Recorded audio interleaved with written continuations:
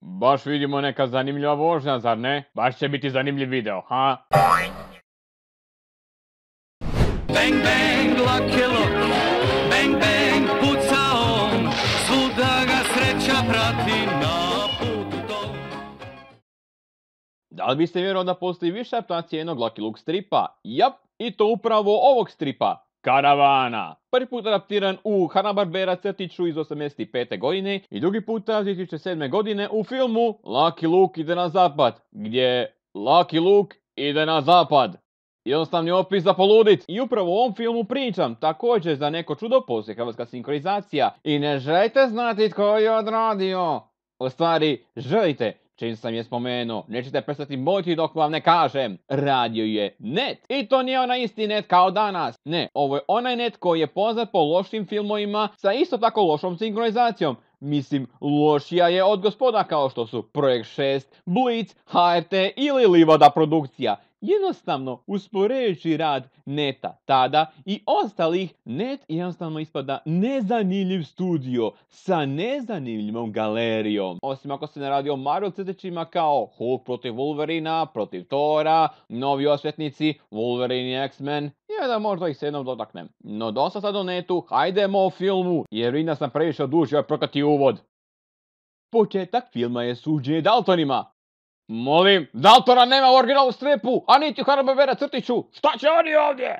Da, inače, Daltoni su jako popularni. Toliko popularni da je naslovni junak i Lucky Luke manje popularni od njih. Tako da ako nema Daltona, Lucky Luke priča nije zanimljiva. Što je glupo? No dobro, njima se sudi, a gle čuda, pobjegnu iz sudnice i onda prolaze kroz neke zanimljive stvari u New Yorku, kao Times Square, Chinatown, Manhattan, također Brooklynski most koji je još u izradi. No uglavnom, umakli su policiji, ali Lucky ih je našao. Ja ću vama dati vaše prnje, a vi meni svoje pucaljke.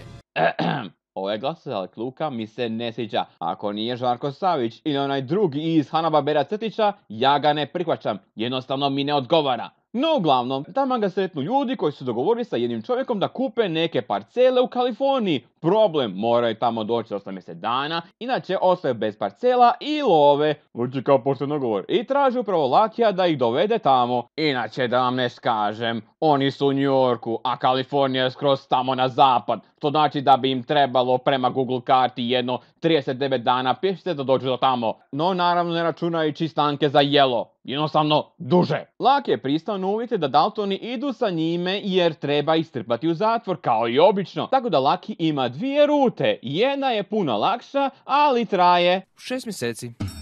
Jep, ne idemo tom rutom. Druga ruta je, kako Lucky kaže, vrlo opasna jer prolazi kroz pustinju smrti i teritorij Indijanaca Comancha, odnosno ona ruta kao i u originalnom stripu i Hanna-Barbera adaptaciji. I ništa, kreće se na put.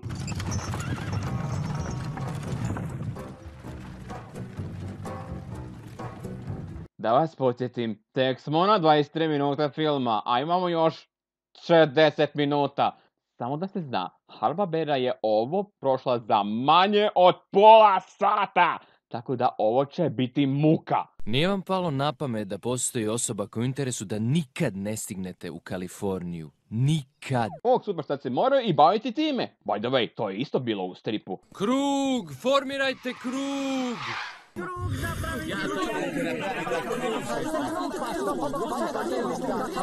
Ljudi mogu formirati kružok, da, ali krug ne. Lucky, hajde ostavi ove budale i odvedi Daltone u zatvor. Njima nema pomoći. No dobro, preskočimo neke stvari i dolazimo do... Moje dame i gospodo, Missouri. Što znači da im je ostalo još 1800 milja do Kalifornije. No preskratimo priču, dolazimo do Oklahome.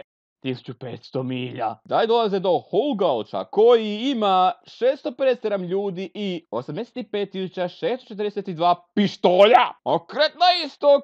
Vidi, tko je tu? Rantan plan.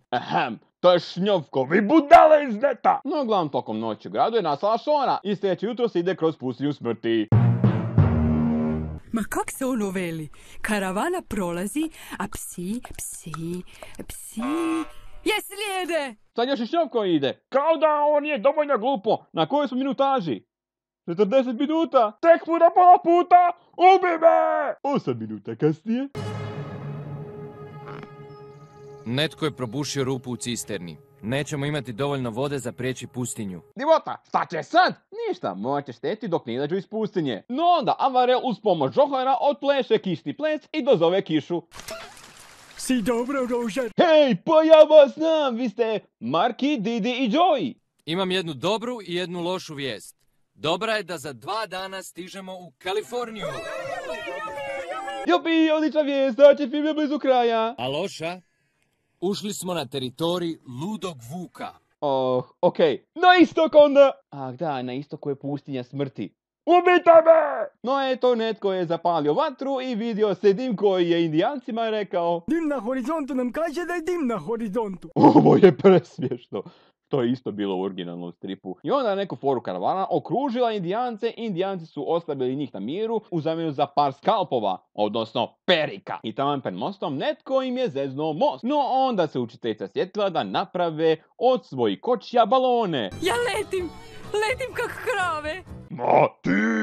No uglavnom stigli su do parcela, no ispalo da su njihove parcele u stvari rudnici. Jep, čist pošten račun. No onda Daltoni su iz nikud izvukli lovu i ponude je ljudima u karavani. No Avarel je lovu sakrio u kugli bez da je rekao Joe. Pa je onda nastala luda strka na početku videa. I na kraju se predstavilo da u rudniku ima zlata. Pa su onda ljudi bili zadovoljni i odlučili su ostati na tim parcelama. I njihov prodavač je na putu u zatvor zajedno sa Daltonima. Hvala Bogu, kraj filma! Ok, iskreno, film je ok.